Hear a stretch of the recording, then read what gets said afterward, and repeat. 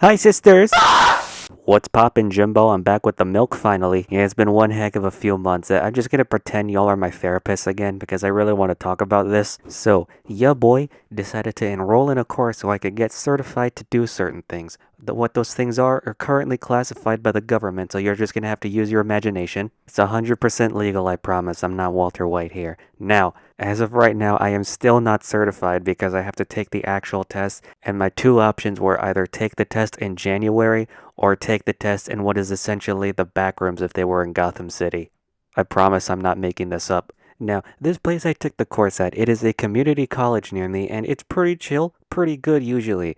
But for whatever reason, I must be friggin' cursed. I have had so many stupid problems at this place. Not just me either, by the way, but, I have the YouTube account. Like, one of my first classes that I took, the first half of the semester went fine. When nothing crazy happened, and then we go on Christmas break, and then we come back, yeah, she quit. And we just do not have an instructor for half of the second semester. So yeah, you can imagine what that felt like. Granted, they did get an employee at the college to fill in while they found a new instructor when they eventually did find one. And they did the best of their abilities.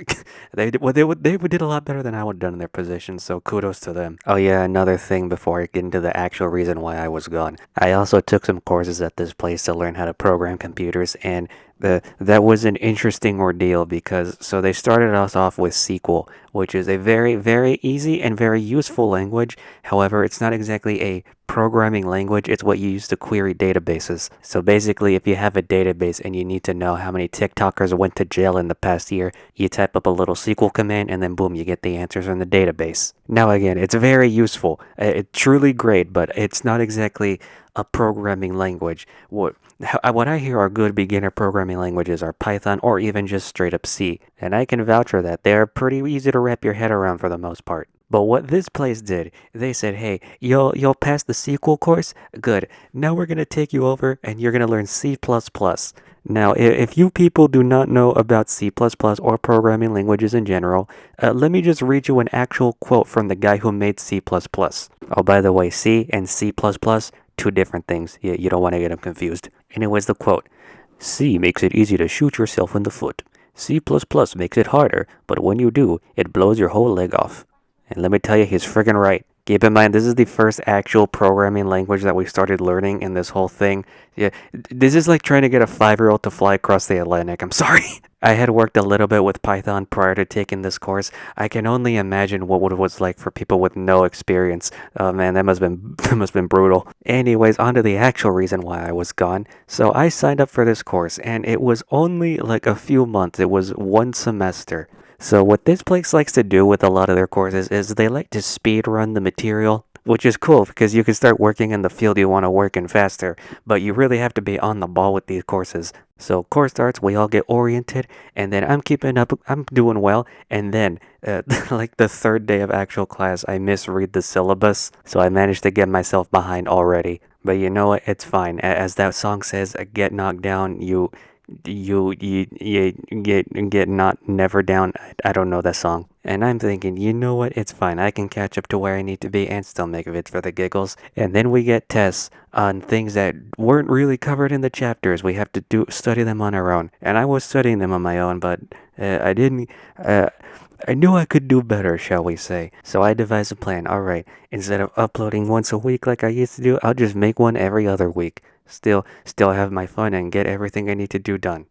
And then real life stuff started happening, and okay, okay, you know what? I'm just gonna stop making vids for a bit. And there you go, that's where I've been. Now, this course was not free from clownery, shall we say. I remember this one time where we were studying, we had a big test coming up, and it was on a particularly long unit that we had. Some of these units that we had, the discrepancy was nuts. We'd get one unit and it'd be like 2 pages long, and then we'd look at another unit and it's just straight up like reading a page out of Webster's dictionary. So we're pulling through it, we're studying, we're remembering, at least we're trying to, and then on the day of class, we get a text from our instructor. Class has been canceled. Oh, heck yeah, boy, I get to have an extra study time. I can actually, just engrave these puppies in my brain even further. But then I read the whole message. If you still want full credit for attending class, please help me out at this trunk or treat. Otherwise, you will not get credit for attending class. Oh, by the way, you also need to bring candy to get credit. So I'm reading this and I'm thinking, can you do this? This seems like something that you would get in trouble for at most institutions, especially considering how strict this particular course was about hours. You could not miss many days at all. So I don't think any of us reported it because we just didn't feel like it, and we all went to the trunk or treat and handed out candy to kids, and it was pretty chill. There was one funny moment in the night where the instructor left to do something, and she left her phone behind to play Spotify, little Halloween music to get the mood going, and then Spotify decides to pull a sneaky one on us, and it switches up the music. We go from Michael Jackson's Thriller to Halloween haunted house ambience. So right after you just hear that, you just start hearing glass breaking, people screaming, car crashes, some little girl singing "I'm gonna kill you" as children are walking up to the car just to get candy.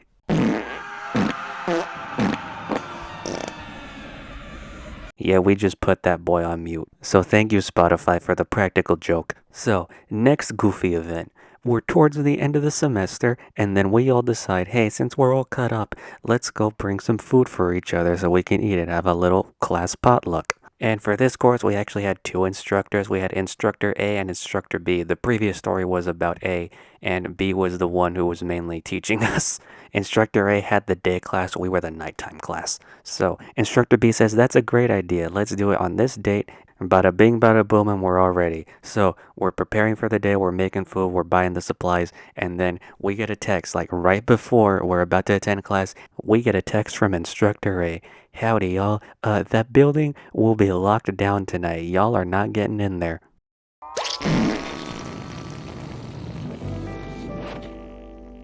Yeah, you can imagine how well that went over with a bunch of people who just sunk time, money, and effort into making food for us. You know that old piranha plant meme, say psych right now? I was on the toilet making that exact face when I got that text. Like, I was ready to start shooting actual lava into the bowl. The raw emotion brewing inside of me was ready to heat my feces up so much it could turn the toilet into igneous rock. Now, thankfully, the one person who was logging up said, "Hey, I'll be nice to you. I'll let you have your potluck here, and then you can do your thing."